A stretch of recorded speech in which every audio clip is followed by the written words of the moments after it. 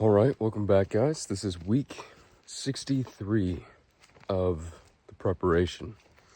And if you don't know what the preparation is, I will explain it at the end of the video.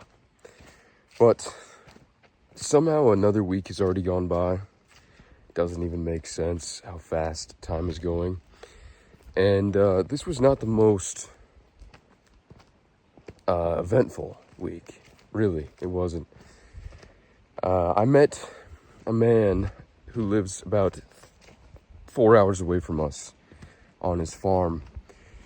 And the reason I drove out there was because I wanted to ask him some questions about farming.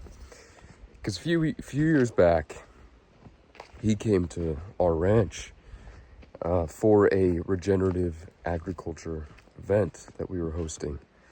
And I believe he came because he heard about it through a friend. Not quite sure. But the reason why he came is because he's into regenerative agriculture and he's a dairy farmer. He has about 20 Jersey cows. And then what else does he have? He has about 45 sheep and goats as well. So he came to our event a few years back. He brought a giant wheel of cheese for the event as well. But the thing about this guy is that he used to actually be an architect. And he went to Italy to study architecture. Then he came back here to Uruguay and started his own architecture firm. He had tons of people working for him, and one of the people he was working with was his best friend.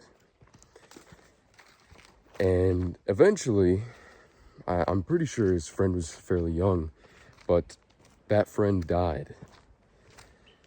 And so this guy, Augustine is his name, he was already frustrated with the world of architecture because it's apparently very stressful having to manage the plumber, the electrician, the builders of all these homes. He was already frustrated by that, but then when his best friend died, he didn't want to do it anymore. At least not for a job, not to make money. So he gave it up. He stopped working with all those people underneath him, and he bought the farm he lives on now and started doing dairy farming. And that's how he got into all of it, and now he's a fairly successful and definitely well-known dairy farmer here in Uruguay. And I believe he was even mentioned in the New York Times as well. But I wanted to go out to meet him because we are trying to steadily make this ranch more profitable. And the best way to do that is not to sell our beef to the normal slaughterhouses, because our beef is higher quality than everybody else's. So it doesn't make sense to sell our beef for the same price. And the best way to make money is to sell it at the retail price directly to customers.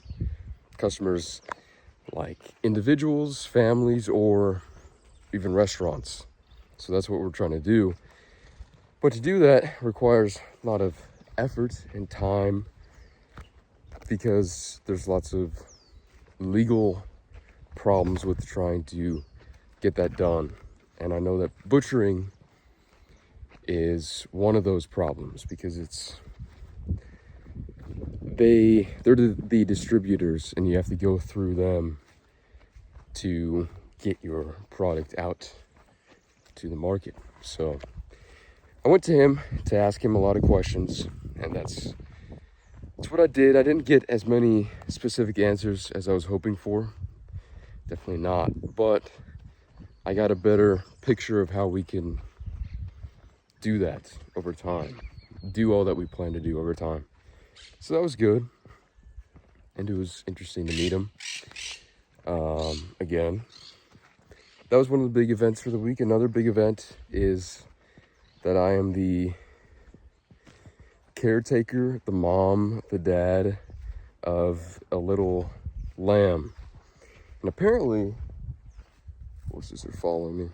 Apparently, I didn't know this, but when sheep have twins, which isn't very common, but our sheep have been having more twins than usual, they have to abandon one of the lambs and take care of the other. What are you doing? You're being crazy. Ridiculous. So this lamb got abandoned. Very, very little guy. I think he weighed about 4.3 pounds when he was given to me. And he's very cute. He could barely walk. He was very weak in the beginning. And then I've been feeding him quite a lot. He's very, very hungry all the time, which is a good thing. But now he's got to be almost twice the weight he was just a week ago. I bet. I haven't weighed him, but I wouldn't be surprised. So, yeah, that's interesting. It's a new and odd responsibility. I didn't think I'd have to change diapers already and bottle feed something. But, yeah, that's one of the other big events for the week. And then another one, if you guys have been keeping up with the other updates, I've been trying to build a chicken tractor, which is this movable chicken enclosure where they feed off the pasture, fertilize the pasture, eat the bugs from the manure that after you put the chickens on the pasture after the cows go. So they dig through the cow manure and eat the fly larvae. And that also helps with parasites. So they fertilize the land even more at the same time. They're pasture raised, and you can sell them for a lot more. Like a chicken here in Uruguay, a full chicken in the supermarket, it's probably somewhere between $22 to $25, maybe $20 to $25. So with a pasture raised chicken, you could sell something like that for closer to $30, which is pretty good.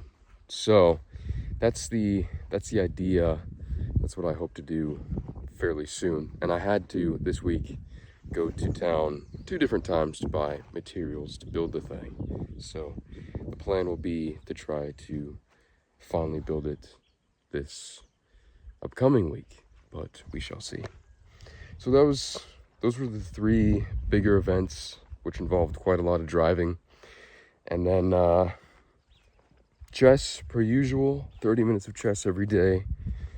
Spanish, I've had Spanish classes for an hour, and I did that 3 out of 5 days during the week. And I do my own personal study on the weekends. And then lifting weights and working out are the activities. And then I've done some reading as well.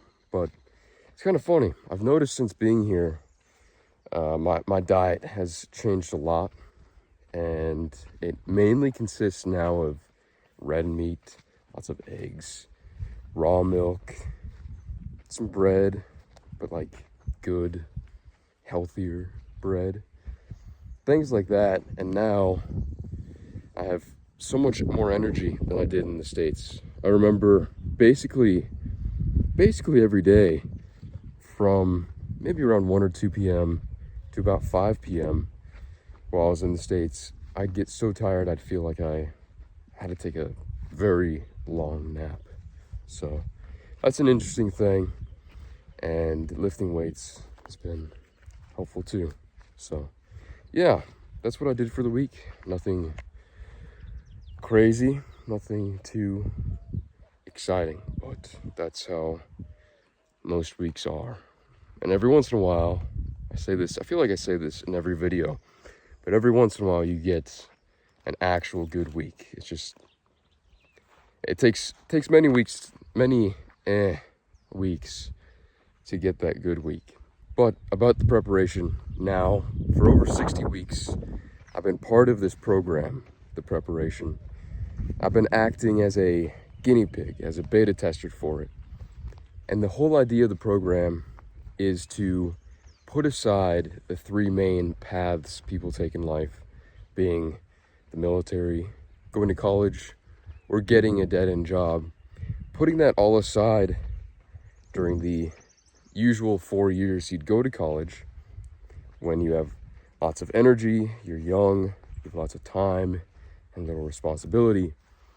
It's about putting those three paths aside to pursue skills and actual experience, and to make money as well at the same time.